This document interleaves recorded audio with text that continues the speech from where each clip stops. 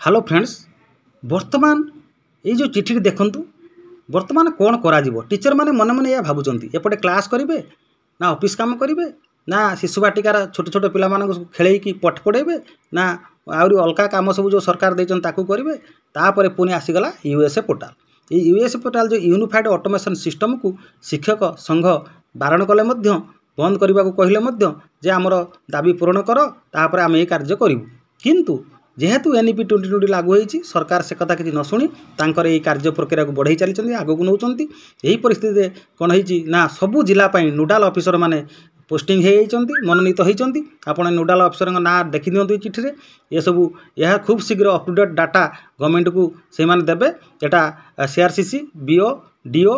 पूरा डायरेक्टर को ये सब जीव तेणु आपण मैंने देखी नियंतु जहाँ तो ये कार्यक्रम चली तेणु बुझंतु और से अनुसार या धन्यवाद।